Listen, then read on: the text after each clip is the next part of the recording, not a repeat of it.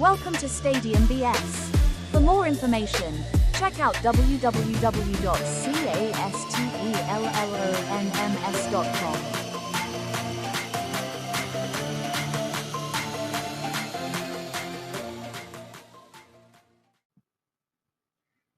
Good morning, good afternoon, good evening. This is Frankie Castellon. I am the host of Stadium BS, www.castellonms.com. I have everything Frankie, CASTELLONMS.com. 120 plus items, including the kitchen sink and my hair follicles. And if you message me, I could bundle all that up if you want for a good price. I added a 6th platform known as the TikTok Shop, the Stadium BS TikTok Shop. Take a look at it. It's on TikTok. It's on my info. Really reasonable prices and exclusive Stadium BS gear that you could wear anywhere you want, even at a wedding. Well, wouldn't suggest that, but hey, free advertisement. Hey, this episode is sponsored by Molly B's Gourmet Cookies. MollyBees.com. That is Molly B's BZ, one word, .com. Molly B's cookies bring creative, unique cookies straight to your pantry. No cookie shop required. With bold, unforgettable flavors, they're the ultimate treat for any occasion. Enjoy my exclusive discount, which is on the screen right now. And I'll tell you through the podcast land how to get 10% off any item on the site, mollybees.com. They are delicious, rich, and very gooey and chewy, and that's the way cookies should be. I love them. My kids love it. My wife loves it. Use the promo code STADIUMBS in order to get 10% off any item. Use the promo code STADIUMBS to get 10% off any item. This episode, I had a real good time talking to this man. We spent close to an hour and a half talking. This interview is actually an hour and change, but we spent maybe close to an hour and a half talking. Just everything that we have in common, which is baseball stadiums, independent ball, minor league ball, major league ball, you name it. It was an awesome conversation. He actually contacted me to do the interview, which is awesome because he has a mutual friend known as the minor league nerd Kelly Robinson. So he asked to come on my show. I said absolutely, and we hit it off big time. I hope you enjoy this episode. This is episode 2. This is Marc the Ballpark Hunter. I hope you enjoy this video. Take a look at my site. Have a wonderful day. Let's get started. All right, Stadium BS is in the house. www.castellonms.com for everything Frankie. I have a great guest here today. He is known as Marc the Ballpark Hunter. Yep. He is a very reputable YouTuber, podcaster, and he has a true passion for the game of baseball, and he gives his insight on everything ballpark related, which is perfect for this show. Marc, how you doing? I'm doing well. How about yourself? I'm doing great. I went over some stuff with you last night, and just to give a brief idea, you actually contacted me, which is awesome. I really appreciate it, and I really would like to know more about you. Tell us about yourself. Yeah, well, I saw your podcast with Kelly, minor league nerd, and he and I are good buddies, and he's been on my show, and we have the same passion. Besides going to ballparks, we like to look through newspapers.com and study old ball clubs that don't exist anymore and try to tell their story to a future audience. So, oh yes, and it's very, very enlightening. Yep. I'm like, there's stuff I didn't even know about.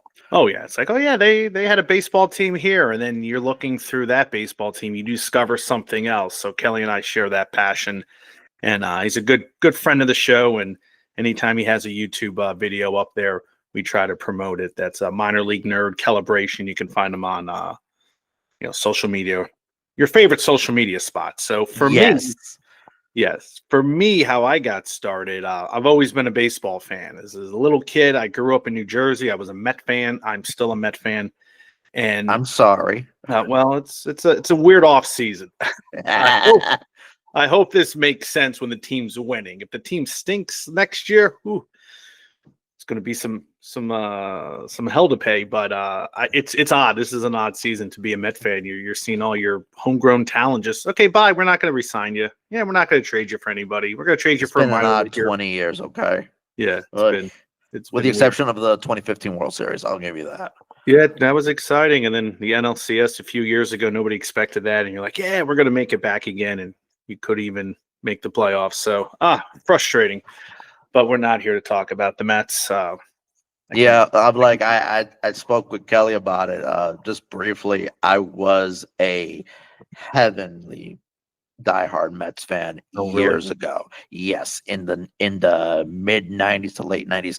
And I was introduced to the Mets thanks to my brother. So he took me to Shea Stadium when I was yay high, like maybe 5-6 years old. Oh, wow. And the reason why I got into it is because of their uniforms. I love the blue. I love the orange. And I love the design.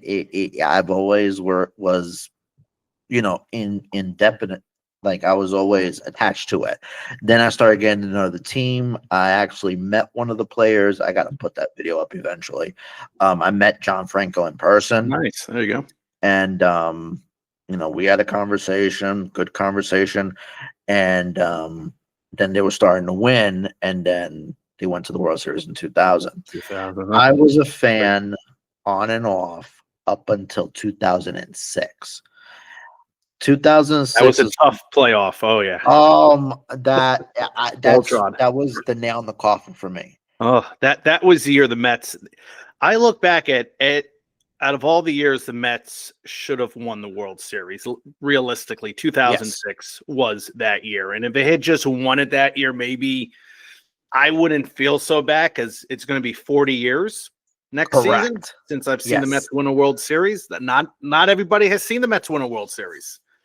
No, I'm old. I was a young kid. I remember Game 6, watching that downstairs in my basement as a young kid, knowing they were going to win. And then we go to 2006 as an adult sitting in my apartment in Indy going, oh my God, we're going to lose. So I go from this like advantageous, optimistical young man to this pessimistic gentleman. And 06 was bad. And then they blew it in 07, 08. And it's like, oh my God. that was even worse. I was like, you lose to the Marlins. Wow. Yeah, and they're still losing to the Marlins 4-0. Yep. I feel bad that Nimmo left and Alonso didn't get re-signed. You got shut out by the Marlins this year. Now I know they have young talent. Yes, but you were not playing the Phillies or the Dodgers or even the Yankees. You were playing a shitty team, a crappy team. You take care of business. Yeah. So and the Reds just backed themselves into the playoffs. Oh, we're in the playoffs. Oh, wonderful. Okay. It's frustrating. So anyway. Oh no, I bolted in 06, and then I was going through a hard time throughout those 3 years, and then I started watching the Yankees. Now, mind you, I was an okay Yankee fan. That was more my brother because he was a fan of Reggie Jackson, and I started watching the Yankees as well in the 90s, but it wasn't like gung ho. And then when 09 came and I started rewatching the game again, I was like, this is going to be awesome. This is going to be great. I'm like, and I followed them through their postseason. I was like, okay, I'll be a fan. I'll be a fan. And 16 years later. Yeah. 17 years later. I'm going to take that back. The only team that I ever switched from, I was a Jet Giant fan when I was a kid. And then in 1988, the Jets beat the Giants on the last day of the year. Altoon caught this game-winning touchdown from Ken O'Brien. Yeah. And the next day, I'm getting off the bus, and Bobby Rosieski, who's a Jet fan, goes, "That Giants suck. Your team sucks. We beat you." And I'm like, no, I'm a Jet fan now. And it's because of Altoon and Bobby Rosieski that I'm a Jet fan. So thanks a lot, guys. Thanks a lot, because that's even worse to be a Jet fan. At least the Mets, I still have some optimism for them, but The Jets, I have especially with no Cohen on option. the helm. They He's can gonna draft he's 5 gonna guys push in the his way to top 10, win. and they'll still screw it up next year. But Yep. yeah, Bobby Rosieski and Al Toon. And Al Toon was one hell of a player. Unfortunately, his career ended early because of constant concussion. So, Ooh, yeah. yeah, and that was the time for that we didn't know about CTE. No, it was like, yeah, just go out there and play again. Yeah. I mean, Al Toon was Walk incredible. it off. But probably my favorite football player. That guy would jump in the air and catch the ball. He was just as good as Jerry Rice during his prime, obviously. Jerry Yeah. Rice continued playing for 20 years, but I liked him. So, yeah, so that's my little story there. But getting back to baseball and my love, every time my family would travel a lot. My dad worked for Eastern Airlines, and we would travel throughout the U.S. And I was like, oh, I want to go see a baseball game. Oh, I know a certain team plays here. And every vacation, I had to go to a baseball game. And my dad's not a that sounds familiar. yeah, my dad's not a baseball fan. My mom obviously would take me to games. You know, my dad grew up in Costa Rica. Baseball was foreign to him. So he would reluctantly go. And if he went, he would bring a book with him to read. And it was a little embarrassing, you know, my dad reading the Bible or something about Copernicus and something about Russian history pre-Soviet Union. It's like, really? You can't just watch the game with me? And even up until a few years ago, we were in Vermont, and he still couldn't figure out what the heck was going on. He's like, they hit the ball, but they don't run. I said, it's a foul ball, Dad. Well, what does that mean? They hit the ball, foul, and that was hard for him to tell. But he, you know, we had some good. I got a lot of good stories with my dad going to the baseball game, because most guys who grow up baseball fans probably had a father who showed them the game. That was not me. I don't know why I became such a huge baseball fan. Definitely wasn't because of my father, but yeah, always went to games. You know, used to make a list of all the ballparks I would go to. And, you know, at one time I had been to all 30, but now, you know, Texas has a new ballpark. I have not been to Miami's, but technically I've been to all 30. You know, I've seen games in 30 different cities. Wow, just that's not awesome. Not some of the current ones. And of course, you know, Oakland, you know, whenever they move to Vegas, will also decrease that list. So, but, you know, another thing I started doing, even as a young kid, I used to have a video camera, one of those ones you carried on your back. Yep. I remember used camcorder. Yeah, you stuck the VHS tape in there, and you carried them. Now, looking back, they had smaller ones. I don't know why I didn't want a smaller one. I thought it was easier just to put the VHS tape, but I was like 13 at the time. Yeah. So I bought it, and we would travel. And some days I'd be allowed to bring my video camera into the ballpark, you know, like Nashville, Tennessee, Jacksonville, Albuquerque. You know, I have some old videos sitting in my basement on VHS tapes ready to be digitized. And I'm upset I didn't do more of that. I wish I knew I was going to be a YouTuber one day, like in 1994, and record more. But I'd go in, I'd record like maybe 2-3 minutes, and okay, I was done. But it wasn't until about 2020 that I started looking at a lot of like during the pandemic. I started looking at a lot of video, and I'm like, oh, yeah, I got about 6 minutes of video from some ballpark in Kokomo that I went to a couple years ago. Let me just make a video. Well, that came out pretty cool. Oh yeah, let me do another one. That was also around the time I got a MacBook, and I was able to use iMovie, which made it very easy to create video content and edit it. I really adapted to it well. So the pandemic, I was at home. I wasn't teaching high school algebra at the time, so I was just making videos all day long. Kokomo, Nashua. I had so many videos lying around on my old computer, on my old digital cameras, on file, that it was just really easy to start putting things together. And then I started seeing the numbers grow and grow and grow and grow. And here I am, you know, almost 5 years later, you know, actually over 5 years later, with this channel, still creating content. And I'm sitting on a bunch of unedited material right now. I just got back from Chicago, went to see a Bulls game in DePaul. Nice. And, I have a game from Cleveland last year, saw the Guardians. I have to put that together. So it went from not having enough to now I have an abundant amount. So I just got to get my butt in line.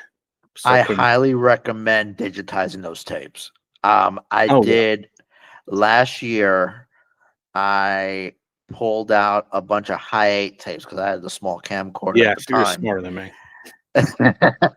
It was like I had those too. when I got this I went through camcorder. about 4 different camcorders until like 2008, so 2007. So I have a list of camcorders that are all gone into so I decided I went to a company and I sent them out to digitize them. I'm like, it was a pretty penny because it was like 15 tapes, Oh yeah. but I started putting them out there on YouTube, and it was really enlightening and showing my two girls of who I was back then, what I looked like, how I Oh yeah. talked, etc.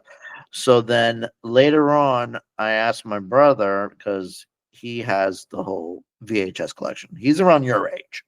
Okay. And I asked him, I said, listen, is there any way I could get these tapes? One of them was the John Franco meeting. I have a tape of that. Yeah. And like within a couple of days, he just sent me a big box, another 15 tapes. And I am ambitious next year that I'm gonna get these digitized because the world needs to see it before they No, whittle definitely. away. So I heavily recommend. It is a pretty penny, Yeah. but I have the capability. I have some devices that I can do it with. It just takes some time. Like mhm, when the New Jersey Devils won the Stanley Cup in 1995 yeah, and 2000, I had a camera there. I mhm. have those. Just got to get off my butt and do something with them. I think that'd be kind of a cool little thing to show fans. I know that feeling. I Yeah, know that feeling. It was whew, the it, Metrodome. it I went to a soccer game at the Metrodome in 2003. It was the Minnesota Thunder and the Cincinnati Riverhawks in the USL. Those teams are no longer around. mhm. But I was working for the Riverhawks, and I was able to walk on the carpet, the turf there, and record and show some game action. I mean, that's how many people can go on YouTube and see soccer from the Metrodome? So I'm like Correct. sitting on a gold mine of things, and you're right, it could get destroyed one day. You don't know. Exactly. That's why I was like, it needs to be done. I'm like, I want future generations to watch this, be like, this is what it was back in the day. I'm like, I get impressed when I see the really old reels from like the 1920s, Oh, 1930s, yeah. Oh and my then they God. switch it over to color. It's amazing what it Yeah. looks like. So Yeah. it does need It's to great. be restored and cherished. Well, there's a gentleman. I don't know if he worked for Boston Red Sox. He has a lot of Boston Red Sox games on film from the late '60s, early '70s, and Mm, there was one broadcast from Comiskey Park in 1969, and this is when the White Sox had a turf infield. This is in a grass outfield. This is when they had those royal blue jerseys. They brought yeah, fences in. You just saw a lot of weird stuff on that video, and I have never seen video of these uniforms or of this field. And exactly. here we are 55 years later, not too long ago, that I'm finally seeing this. This is something I don't think was in existence for the mass public 10 years ago. But Yeah, I'm like, there's a lot of things that I remember that you cannot find anywhere, and it's like I want to put that out yeah, there. yeah, It's really a great nostalgia feel, and that's the reason why I got into baseball is the nostalgia feel of going to the stadium, the wind tunnels. Well, I went to the Shea Stadium, Yankee Stadium, and the wind tunnels. mhm, When you go up to the stands, you feel that wind, and then you have that hot dog and the sunny yeah. day and all Well, that. It's remarkable. I remember going to Shea Stadium. Yankee Stadium was closer for us to get to, and Mhm. I grew up with Yankee fans and Met fans, so a lot of times somebody's brother or father would say, "Hey, let's go to the stadium," because it was easier to get to from where I was in New Jersey. So we'd go see a Yankee game, and then no one wanted to pay. I think you had to pay to get on the George Washington and cross back into Jersey. I think that's what it Mhm. was. But we'd always take some weird way back home to Yeah. avoid the toll, and we would always get lost in the Bronx. And on a few occasions, we're at a stoplight, and prostitute would come up and start Yeah. knocking. Go. I specifically remember, come on, baby, let's have a good time. And she's I'm like, showing more than we no, needed to see as no, 10-year-olds. But yeah, no. and it's like, yeah, you don't see this at Shea Stadium. You see like, junkyards, but Yeah.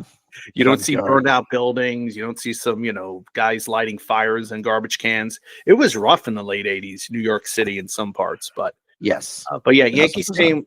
I always thought Yankee Stadium was a better ballpark to go to. Shea was kind of like one of those multi-purpose facilities that the seats were way too high. I mean, good Lord. I remember we always got the cheap tickets, or once in a while we had tickets behind the outfield. 1995, when they were just begging people to come back, they would charge us $1 to go to the games. And I remember seeing a few Met games for $1.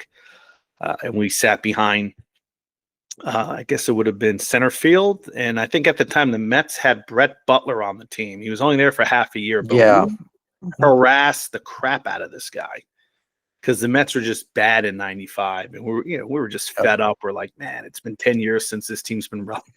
We were just going off on him. And then like 2 days later, he gets traded back to the Dodgers. So I don't know if we had anything to do with that. Maybe he's like, I can't take New York. And that was, like early 90s, like 1991. And they were trying to spend money at the time. I saw this little documentary on YouTube about that. And they were talking about like they were trying to spend money so they could try to win again, try to get back to the glory days. And that's when Bonilla came in, Brett Saberhagen. Remember that time? Yeah, 1990. I remember like when Pete Alonso just left the Mets to the Orioles this offseason. I hadn't felt like that about a guy leaving since Darryl Strawberry, which was November of 1990. I remember watching the news and just stunned, like, oh my God, he left. Like, he can't leave. He's a Met forever. Yep.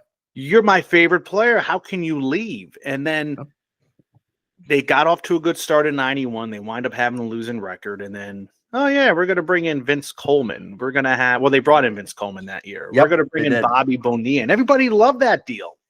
We have Brett Saberhagen. We got Eddie Murray. We got Jeff Torborg.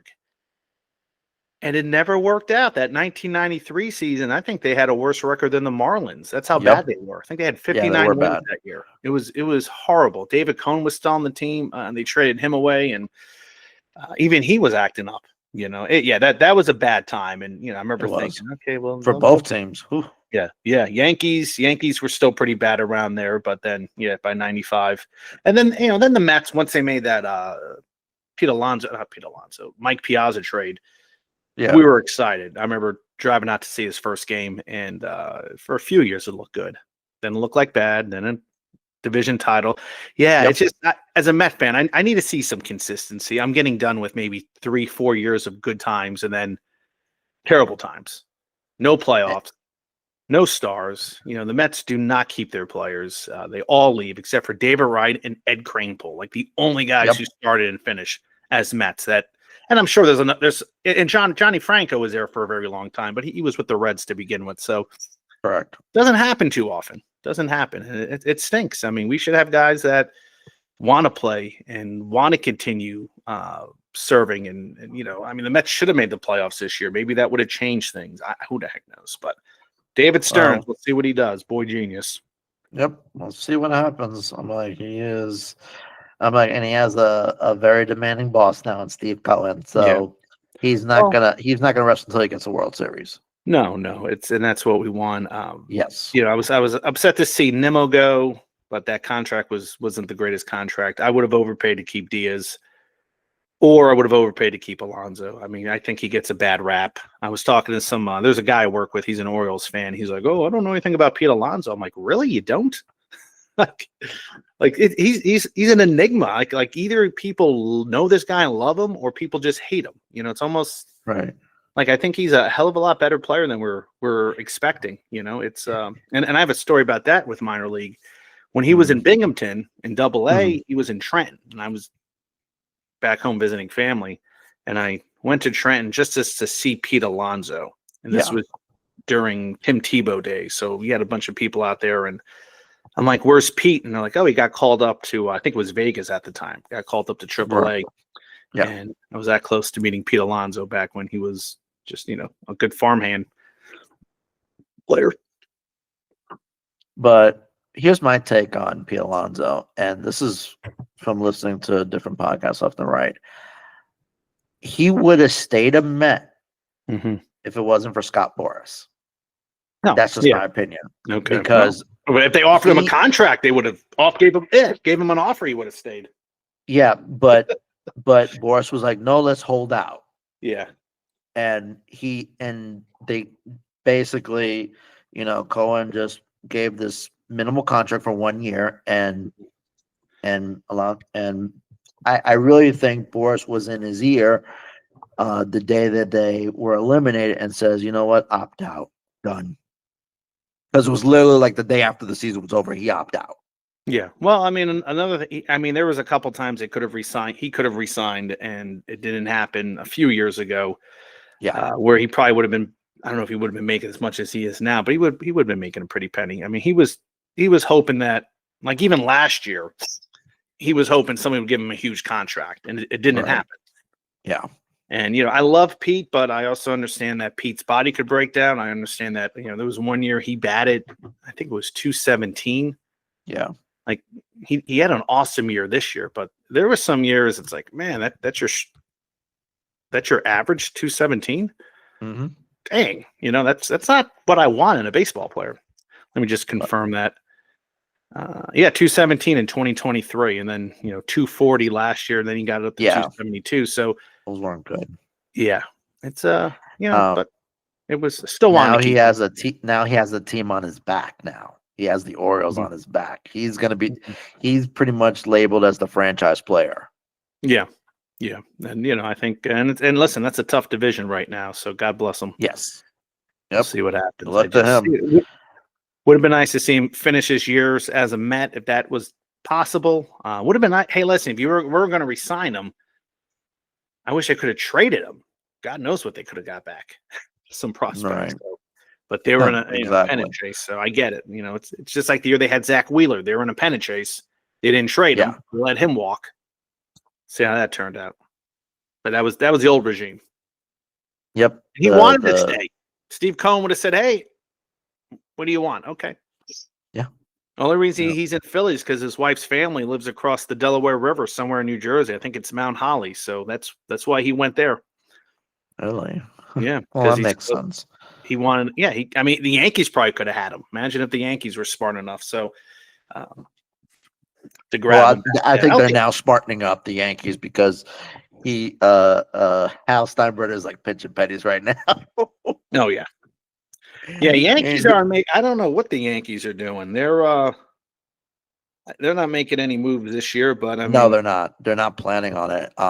Basically, I'm like we're in a different economy versus 5-6 years ago. Number one, so how he's been talking, he's trying to basically pinch pennies, and I'm like, mind you, I'm like, they're revenue generating close to what, maybe $500 to $1 billion with merch sales, ticket sales, their RSN deal, because I think they're partial owners of Yes Network, so they're generating revenue, but their expenses are outweighing their income, and he's like really buckling down.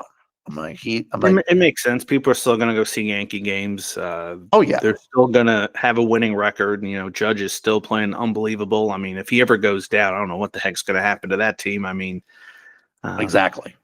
Yeah. So that's, people say, oh, Aaron Judge shouldn't have won the MVP, but I mean, without Judge, I don't know where the Yankees would be. I think Seattle would be fine without Cal Raleigh, but I get it's an argument we're going to have. 60 homers by catcher is pretty impressive. Let's be honest.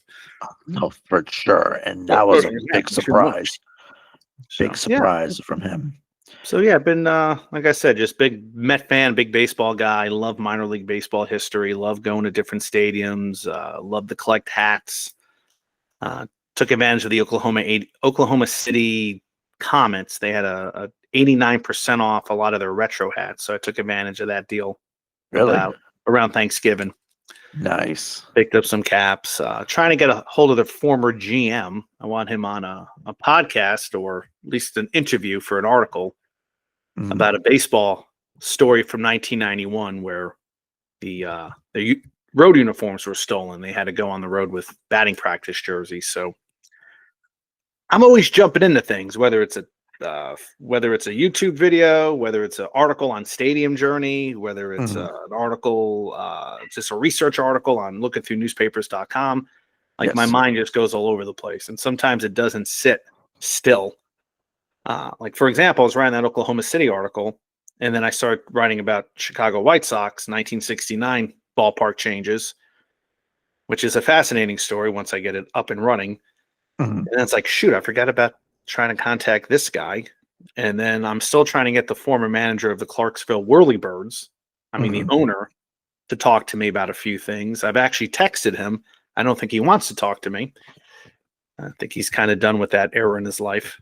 But yeah, my mind I'm works. I'm doing the exact same thing pretty much around my region. I live in Greenville, South Carolina, so Nice. I'm here where the Greenville Drive is, which is the affiliate with the Red Sox. Been down there, yes. Very nice. It is what it is with the affiliation. I enjoy going to their games. I now go to Spartanburger games as well. Those are really fun, and the burgers are delicious. So good. definitely make a trip out there to Spartanburg. But I've been trying to get in touch with the mayor of Greenville. Actually, I've spoke to them not so long ago. I went to and there's a YouTube video on it. I would suggest definitely take a look. It was I think it was my episode 4 and it was called Community Without the BS, and it was telling the story about Craig Brown, who is the owner of the drive, who basically privately funded Floor Field, and he basically started and partnered with Knox White, who's the mayor of Greenville, and basically revamped a very rundown neighborhood known as the West End. Okay, yeah. And it was horrible. I'm like, you did not want to go there at, let's say, 10 o'clock at night. That bad, okay. It was that bad, and they revamped it. It is one of the top destinations now for the past 20 years, as long as they've been in existence. And the video was dedicated because they were building a Little League field, basically a Little League World Series regulated ball field called Mayberry Park. Now, the reason why this was so important is because Mayberry Park was originally a segregated baseball field. So it was dedicated to the black kids. While Meadowbrook Park is dedicated to the minor leagues, who at the time it was whites only. So they revamped that area, which was abandoned. It was next to a shooting range. There was a lot of loose dogs around. It was really bad. And the owner of the drive put all his money in and revamped it. And I was there for the open ribbon cutting. And I would love either or to be on the show. Yeah. And I did ask, I'm like, I talked to him. I was like, give him a brief of what I do.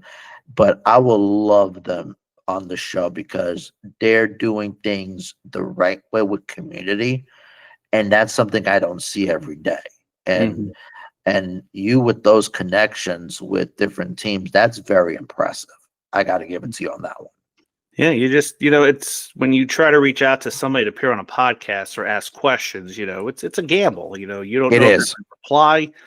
Same thing with my podcast. I can make a list of folks that said, yeah, we'll come on your show, and I don't hear from them. Correct. And I felt the same thing. It's like, yeah, let's do this. What week are you thinking? What times? And I give them times. I don't hear back. I write them again. I'm like, well, how many times am I going to write this person? I feel like twice and enough. Twice and that's it. No, that's how I look at it. And then another time I had a gentleman from Old North State League. He was going to come on one of the teams. I don't even know if that team's around anymore. And we set everything up. He actually called me on my cell phone to say, hey, how's this interview going to do? I'm sort of new to this. And I said, yeah, we'll just talk about your team. Just tell me what we're going to expect at your ballpark. It'd be about 30 minutes long. Time came, he never showed up. I texted him back. I sent him an email, never heard from him. So that's weird. That doesn't happen most of the time. Usually when somebody says they'll do it, sometimes they'll forget. Oh my God, I thought you're on Central Time. Oh my God, I thought it was tomorrow. Then we'll figure something out. There was one time I screwed up with a team called the Lincoln Potters out in California. I got the times mixed up, and I think he got mad at me, a little salty. So that was the last time we talked, and I was like, oh my God, I can't believe I did that. But like I said, you're trying to get the mayor. I was trying to get the mayor of East Chicago to talk to me. I wasn't trying to do a podcast with him. I just want to talk to him about some quotes about they had renovated an old ballpark up there called Block Stadium. And it was beautiful. I'm like, my God, the stadium looks like it can host minor league or summer collegiate. And this was about 4 years ago. And I emailed him. He emailed me back. He's like, yeah, give me a call 11 o'clock tomorrow. So gave him a call around 11. His secretary answered. And he's like, well, he can't take the call. And I said, hey, let him know it's Marc from Stadium Journey. He and I were supposed to talk. And he's like, well, he'll call you if he's not busy. And it was kind of rude to me. So Yeah. never heard from him. So the mayor, I don't know if he's still there, of East Chicago. That's fine. I'm not going to blame you. But it's it's tough. But a lot of times, hey, we'll do it. Let's set up a time. Absolutely. And, it's great when you hear from that. And there's people I've been trying to get a hold of, the Humboldt Crabs of California. I've been trying to get them on here. And there's another team. Oh, I forget what town they're from. The Prune Pickers. They're a baseball team called the Prune Pickers. I think that's just such a cool name. And I want to get them on here to talk baseball. But they're the ones who keep kind of not screwing me over, but, oh, yeah, we'll come out. And then I never hear from them. I've gotten that. Yeah, I've gotten that shadow, and it's like they look Heldsburg Prune Pack. Oh no, they're the Prune Packers. Heldsburg Prune Packers, Sonoma County. Love that name. Summer collegiate ball team. Okay, go ahead. No, you're fine. You're good. Yeah. Pacific Empire League. That's the league they're in. So if anybody's been to a Heldsburg Prune Packers game, say that 5 times in a row. Let me know how it is. Or if you're from the team, say it once. Yeah. Or if you're from the team, contact me. Ballpark Hunter on Twitter. Absolutely. Make it easy. Yeah. It's tough getting anyone from an organization involved. I'm like, we in this area, we really don't have that many independent league teams, to be honest with you. Very little, because they're so in depth with the minor leagues. So I hardly see like summer collegiate. The last time we had a summer collegiate team nearby was the Spartanburgers. Yeah, actually, I attended a game in 2021. Yeah, you told me. Yeah, you went to Duncan Park. Yeah, I that was weird because number one, I don't know who was playing. I don't know if the Spartanburgers were playing, but it was like a 7-inning game, and I don't know if it was another team from the Coastal Plain League. Yeah, it had to be the Spartanburgers, but it was these two teams playing. And they were selling Spartanburger merchandise, but all the really nice merchandise had been sold already, and they had sort of their cheap items. And I'm like, oh, these hats are crappy. They're going to fall apart in no time. Yeah. So I didn't buy a hat, but looking back, I kind of wish I did. I had a blast up there, but yeah, it was an odd time because part of the stadium was blocked off because of renovations. But I did get to sit in those old Shibe Park seats from 1909, and that was quite fun. Okay, so 2 things I was gonna offer you. One, since that particular logo is now public domain because the minor league team revamped it. They took the rights, but that particular logo is public domain now. I'm like, their licensing expired. Yes, I created a DST for it. I'll send it to you so you can get it stitched to. It's a small logo. It's like maybe this size. It's not really meant for a front hat. It's really meant for a side, but you can put it like on a front hat. Well, yeah. Well, speaking of that, that's the old, if you see that baseball, that's the old Reno Silver Sox logo. Wow. That I don't. They haven't been around for years, so I kind of use that for my page for a little while. But my wife made this for me. That's beautiful. I love it. Yeah. On the back. If anybody wants to subscribe, if you can. Just click it. Yeah. Just click it. Click. Yeah. but I have another story about a Duncan Park. It was about 2015, 2014. I happened to be driving through town. There was no baseball going on this year. And it was a Sunday morning, 11 o'clock. And it's like, oh, Duncan Park, I'm going to drive by it. And I'm like, oh, I wish I can get inside because I wanted to see those Shibe Park seats from 1909. And I was trying to find a way to get inside. And if you go down the right field first baseline, there was a fence, and it had been slit and tied up with rope. So I untied the rope, snuck inside. And if you know how the ballpark is, there's a hill there. It's not like you just walk on a concourse. And I'm like, shoot, I'm going to freaking break my leg or something coming down here and have to explain to the police what I'm doing in here. So I walked onto the concourse, sat in the seat, took pictures, and got out of there. And it's not one of the better neighborhoods, if I recall. No, so it's not. No. I was like, I've driven past that. It ain't the best. Yeah, I don't want to look suspicious in a suspicious neighborhood, but maybe that's normal. Yeah, I don't want to be like, somebody's breaking in. Because I used to do stuff like that when I was a kid. I just used to walk into ballparks, and when you're a kid, you're like, I'm just taking pictures, officer, or who's ever working there. I'm almost 50 years old. I can't really use that excuse anymore. Oh, man. There was one ballpark, and it's going to lead me to the next question. Nice. There was one ballpark, and I love this place to death, and I'm kind of grateful, but I'm not grateful that they're renovating it. The Asheville Taurus. I used to go there avidly, but with driving nowadays, it just doesn't make it enjoyable, and the traffic's horrible. Driving up from Greenville to Asheville, it's horrible. How far are you from Asheville? About an hour and a half. Oh, that's an easy drive. It's an easy drive, but I've said this in the show. I'm lazy. I like everything close by. I'm getting like that too. Unless like I there was a time I would just hop in my car and I would Asheville 7.5 hours for me. Yeah, I'll drive down there, see a game, and now I'm like 7.5 hours. Ugh. Dude, I don't want to do that. So I complain about an hour and a half. I complain about 2 hours. I'm like, I like my not even 15-minute drive to the Drive Stadium. I sometimes complain about 45 minutes to the Spartan Burgers, but it is what it is. Speaking of Spartan Burgers, remember you told me about the Shy Park seats.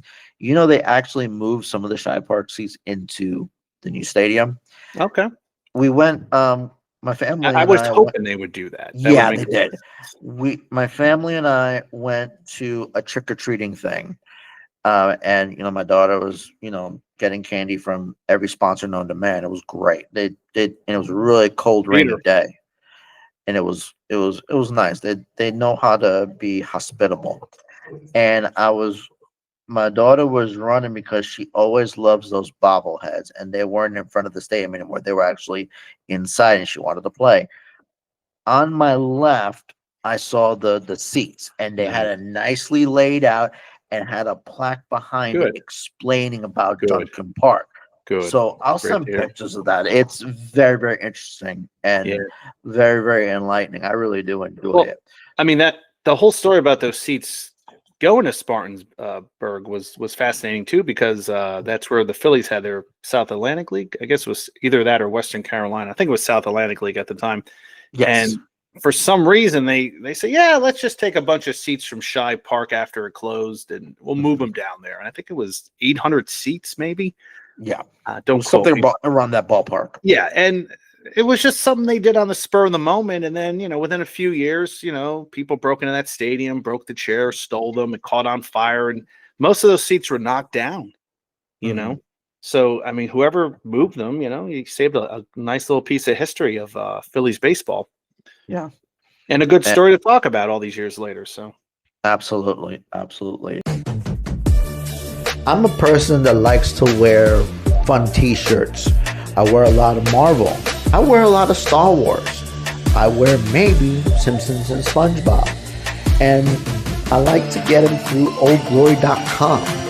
Oldglory.com offers 300,000 items for music, sports, entertainment, and pop culture fans, featuring officially licensed merch from iconic bands to top sports teams. Discover your perfect fan gear and save with my exclusive discount at oldglory.com. So I found a couple things that I want to check out on the site, and they actually have the old school Marlins t-shirt. Not the one that's teal, but the one that they went into Miami. Welcome to Miami. So I'm looking forward to getting some of that, along with other items such as Yankees gear that I'm sad that they didn't make the playoffs, but I'll still get the gear. Get it at oldglory.com, and also use my promo code STADIUMBS. You get 15% off your order. That is promo code STADIUMBS for 15% discount out of the order. Check them out. oldglory.com. Check them out now while supplies last. So speaking of minor league and summer collegiate, what's your favorite? Well, in general, whether it be from major league all the way down to summer collegiate, what was your favorite? I always like minor league baseball the best. You know what you're going to get to when you go to an affiliated team. 1,000%. Yeah. Where summer collegiate, you may go to something very low key, like the Cincinnati Steam of the formerly of the Great Lakes League. They folded. Or you may go someplace freaking awesome like the Pit Spitters, the Travis City Pit Spitters of the North Woods League. So that it's either high or low. Like you get, but minor league baseball, I feel like everybody's kind of on the same page with promotions and merchandise and mascots and food and the newer ballparks. I would say affiliate is my favorite, but some of those old summer collegiate leagues in the old stadiums like Wilson Tobbs, who I think are relocating to Smithville. I loved going to Fleming Stadium from 1937 because they put on a good show there. It's a classic ballpark. You park on a grass field. It takes you back to another era. Same thing when you go to McBride Stadium in Richmond, Indiana. They're getting a new team called the Flying Mummies in the North Woods League. Yeah, I heard that episode about the new what was it? The new Indiana teams. Yeah, the new Indiana. It was pretty good. I like that. We're getting a lot. I mean, good Lord, I got to keep up with these guys. You got the new logo for the Indians. You got the Kokomo Creek Chubs, which is a fish. I don't know how that team's going to do because they played a nice ballpark, but once again, like a couple years ago when they had the Jackrabbits, there was really not much going on there. It's like, okay, nice ballpark, but the food was cheap. There was barely any merchandise. The mascot was not there. Apparently he was sick. Oh my goodness. And it was just very low key. And, like when I go to a minor league baseball game, I want some fun. I want some excitement. I want silliness. I want promotions and gimmicks. I want something to remember to tell my readers on Stadium Journey or to record. That's, there's some minor league ballparks I go to and the weather could affect the attendance or, it could be too hot or it could have just rained or, maybe there's another event going on. I think I went to Louisville one time. There was a big college football game taking place, so there wasn't a lot going on at the Bats game. And it was a shame because that's one of my favorite ballparks to visit, and I wish more people would check that out because I think it's got a lot of cool things there, even though they are losing their Against the Grain brewery / barbecue joint. That's going to be a huge loss because down that first base side, you smell that barbecue hitting your nose. Oh, it's beautiful. Like I already can use my senses now in my brain back. Yeah. Yeah. So leads me to this question because my podcast is dedicated to not only what's right in baseball, stadium wise, but also what's wrong in stadium deals, sports business wise. I have more focus on baseball, but I could lean into like football, soccer, and talk about their relationship with county and city. So my gripe is certain things that Major League Baseball is doing. The reason why I started the channel was because of the Oakland Athletics situation. Now they're moving to Vegas. And the controversy behind it, and the Tampa Bay Rays looking for a new stadium for the past, oh my God, close to 20 years. And my gripes about that. Now, my question to you is, what is your take on the state of baseball in general? It could be collegiate, minor league, major league. It doesn't matter. What is your take on the state of baseball today? I think baseball, if you're an older gentleman, you love it. You love watching. You love going to games. Yes. Minor league baseball right now is an entertainment factor. You go there to be entertained. You'll have your fans keeping score and looking at, the game and wondering who's going to win it or not. But, going to a minor league game, it's all about entertainment. They want to do silly things to promote it. You know, the Savannah Bananas. We got a new team in Chicago called the Snowmen or the Snowballs that want to do the same thing. Mhm. In the major league level, my goodness, it's the Vegas thing is a strange story. You know, It is. it's an odd story. Number one, I don't think Charles O'Malley should have ever moved the A's to Oakland, so I blame him. He should have kept his butt in Kansas City. Right. He would have, but knowing him, he would have got annoyed with something and threatened to move sometime in the 1980s. But he goes out to He wanted to Oakland. move, Lord knows so many times. Yeah. He's a fascinating character. He you is. can say 100 great things about him, but you can equally say 100 crazy things about him. Yep. You know, he just was a little bit of a narcissist from what I can tell. And, you know, I get it. He was an old school guy. He didn't want to pay his players, but yeah, baseball, the state of baseball, I'd love to see a little more fair advantage from some of the smaller market teams like Cincinnati, Pittsburgh. I mean, those are great fans, especially in Cincinnati. Here at my dog barking. Here in Indianapolis, I mean, going to a Cincinnati Reds game is a big thing. And if they're winning and they got the big stars there, it's even better.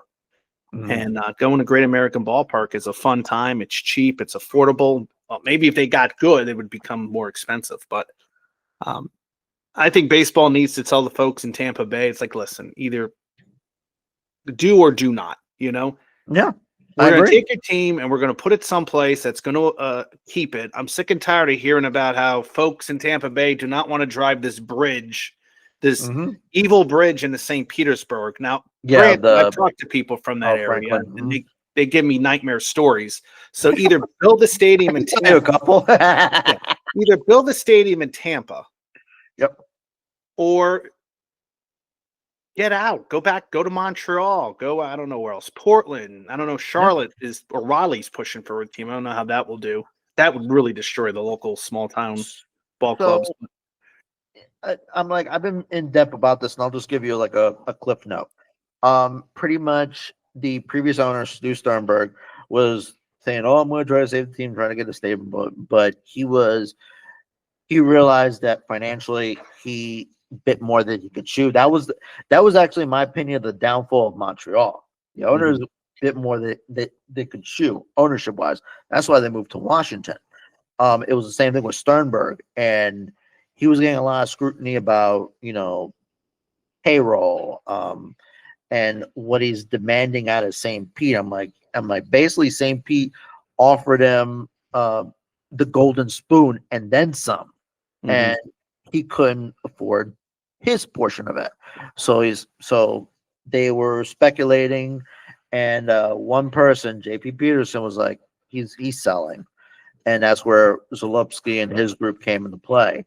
And he's pretty much, they're pretty much ambitious on getting that stadium. Now, if they play their cards right, it will be successful. But what they're doing right now is they're keeping it on the quiet, which is excellent. They need to keep it on the quiet. They're going to repair the Trop. They're already almost finished with it.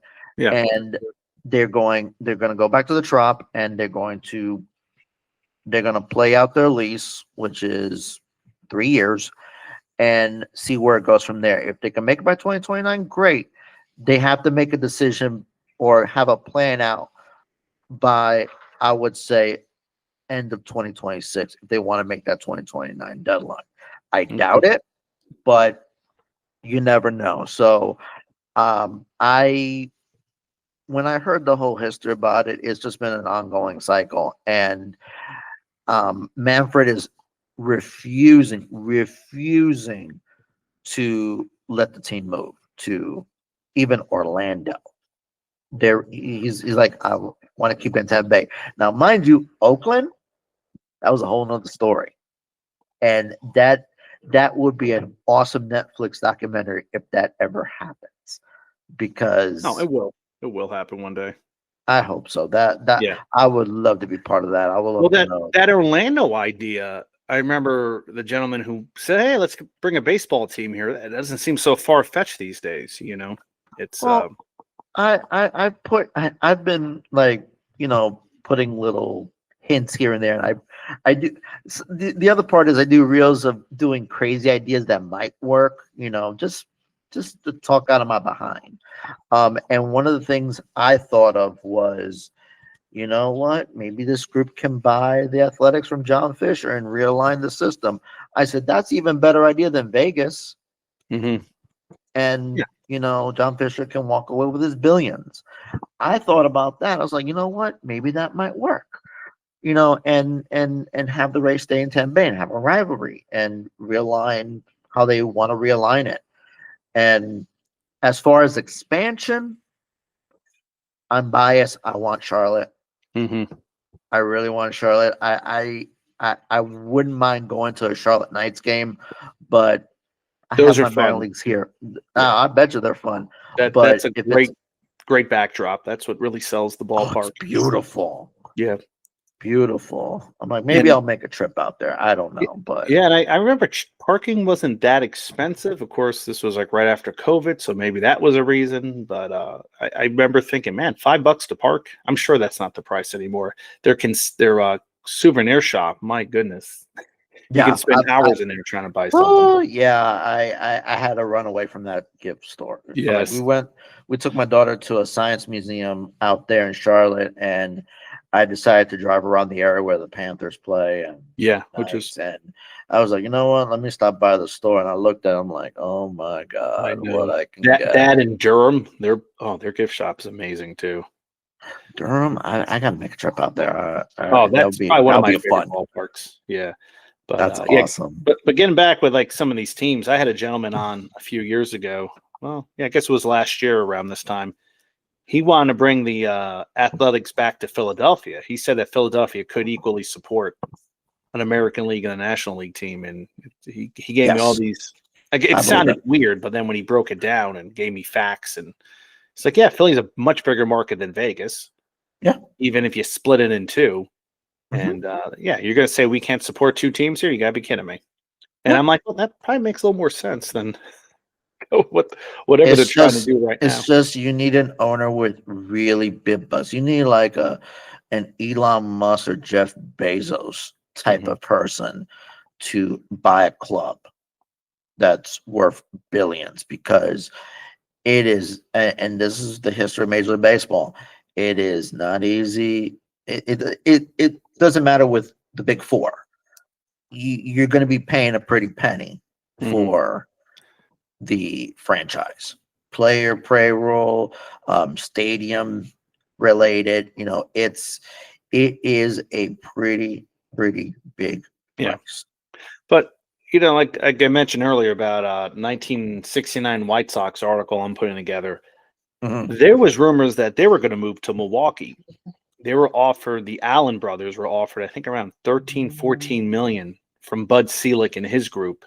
Hey, we'll take the White Sox and we'll move into Milwaukee, because they were playing several games up there. Sorry about my dog. I get it. I got two Chihuahuas here, so one was just barking her head off outside for some reason. So 1968-69, the Braves had already left. They're in Atlanta. There's no baseball in Milwaukee. The White Sox play, I think, 8 games one year, 11 games another year, and they track like 29,000 per game one year. And the two brothers that own the White Sox, one said, yeah, let's move them. We're going to get 14 million. Split it in half. You're crazy. And the other one's like, no, I want to stay in Chicago. And then, of course, the American League owner said, no, we don't want you to go to Milwaukee.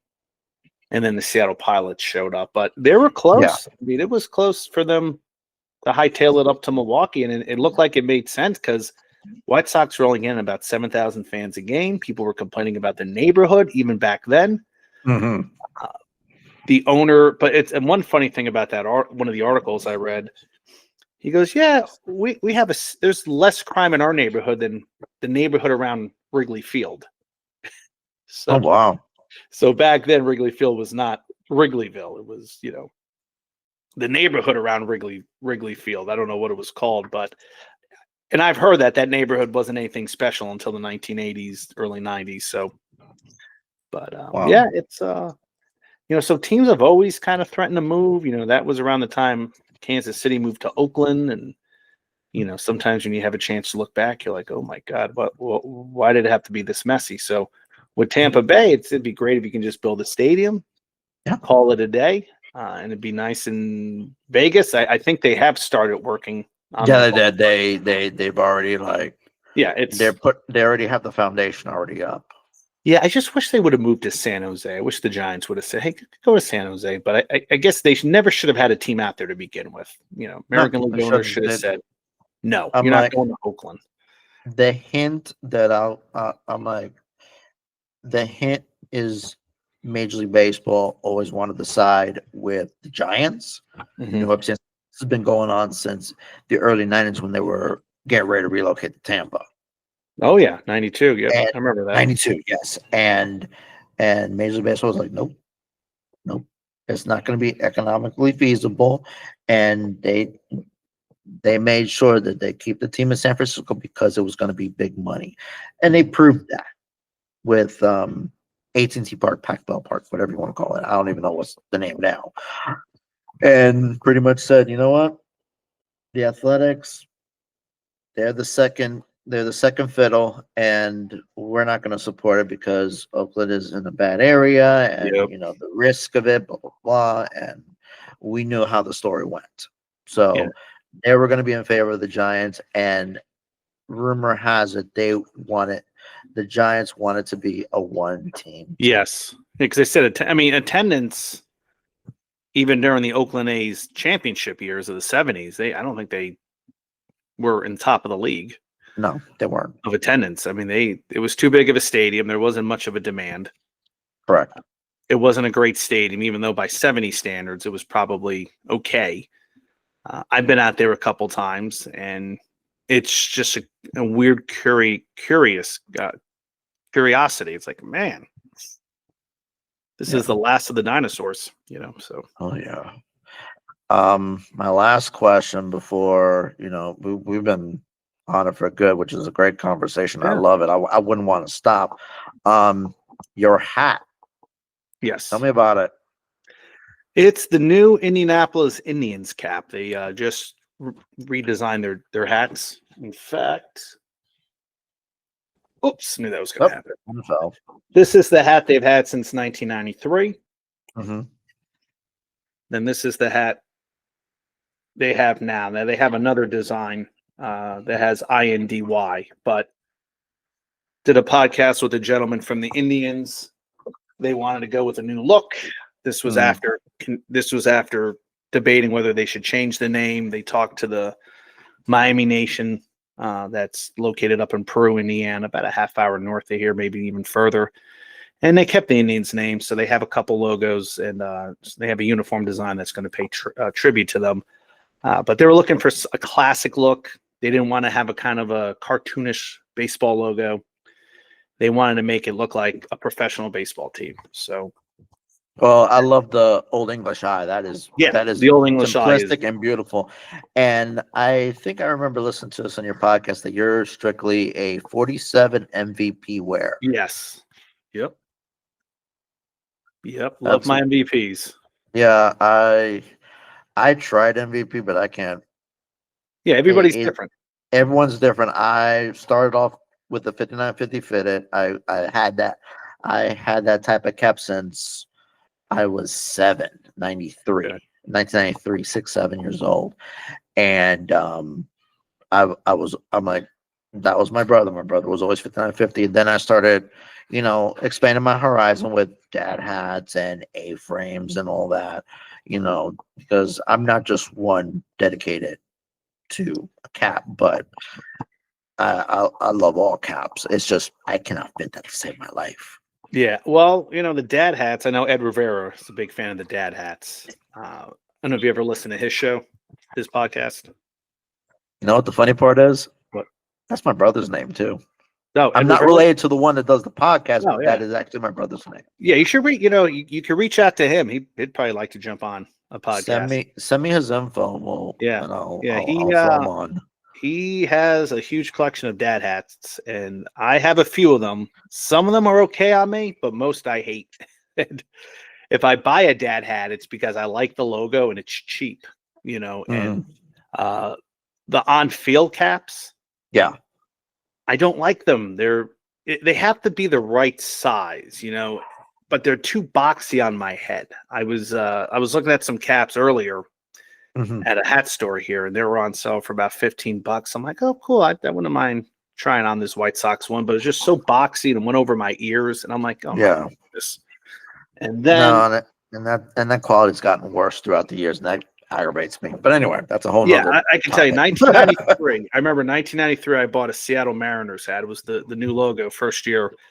I love that hat. Sometime in 1998, New Era changed the designs of the hats a little bit, and they have been boxy ever since. So from up until 1998, the New Era hats fit me well, and then after that, they didn't. The Flex Fit hats, I like those, but those lose their flex after a while, and then you're left with, this big hat on you. So sometimes you have to get a size smaller, which is tight on you, but you got to wear it until it evens out. So that's not always fun. And then you have some other caps that you put on, and it's like, okay, not feeling it. So yeah, this is the one that's, I would say 99% of the time, it's going to fit me well. Oh, awesome. Yeah, I know that feeling. And anytime that I'll see a sale, but like, Frankie, don't do it. Don't do it. Oh, I got to take advantage of it. Yoink. Yeah. It's just so tempting. But I'm like, my kids know me as a hat wearer. I wear hats all the time. They cannot see me without one. That's exactly. Gotta. Actually, yeah, I have long hair now, and it's actually easier to wear a hat. And since my hair goes to my face all the time, I have to wear either a hat or put it on a ponytail. Oh, yeah, so that issue. It's funny today. My wife said, "Oh, I got you a free consultation for hair extensions at 2." And I'm like, "Oh, hair extensions." Yeah. Funny thing, I am selling my hair follicles.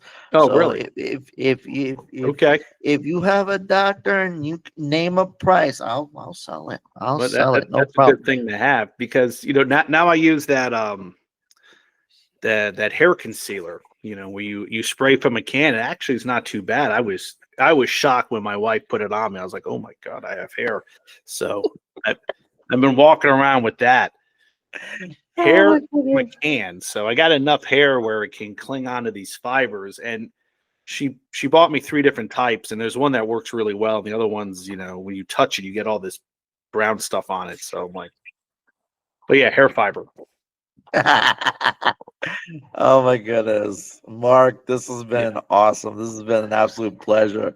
We need to do this again during baseball season. Yeah, for sure. Like, we could BS through what's going on with the state of baseball, because it's going to be an interesting season. But at the end of the 2016, it's going to be really interesting when the CBA is done. Yeah, and you're right. You don't want to see another strike. I don't think people realize how terrible that was for the 94, 95, 96, 97 seasons. And then that home run chase elevated fans back to the ballpark. Yes. And then we look to see what the heck those guys are on PED. So you don't want that to have to happen again. No, not at all. I'm like, so yeah, we're definitely looking forward to the 2026 season. We're this is not going to be our last conversation. I already have a pipeline for a few interviews. Please send me the info to Ed Rivera.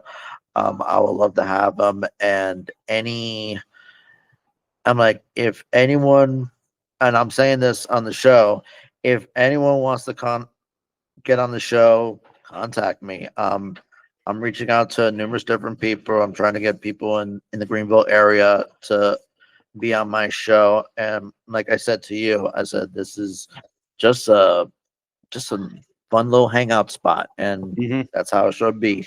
And then I will mention what I'm pissed off about, and hopefully somebody gets the message. Yeah. Anyway, it's been a pleasure. I really appreciate your time, and thank you for so much of the insight. And we gotta do this again. And I'll send you some of the stuff I have from the Spartan Burgers. All right, sounds good. Looking forward to it. All right, you take it easy. You too. Have a good Christmas. You as well.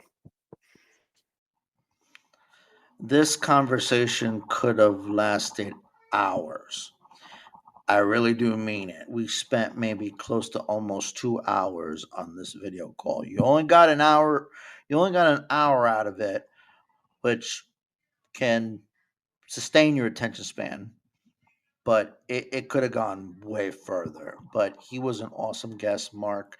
Take a look at his stuff, the Ballpark Hunter, stadiumjourney.com. I will put the description of all his information down below on whatever video or podcast you use to listen to this great podcast. Lastly, I do have a sponsor I wanted to go over as our ending sponsor, which is the Strong Coffee Company, www.strongcoffeecompany.com, where you can get any of the best coffee that will help your mental clarity and start your day. Use promo code StadiumBS for 20% off any item on your order. Elevate your coffee routine with Strong Coffee's company, Black Instant Blend, and lattes. I've been working a lot. Both features organic coffee proteins, MCTs, and adaptogens for sustained energy and mental clarity. Enjoy this exclusive promo code for 20% off any item. Use promo code StadiumBS. Until then, take care. God bless. And I hope to see you guys very soon. Thank you for watching on YouTube and thank you for listening on your favorite podcast platform.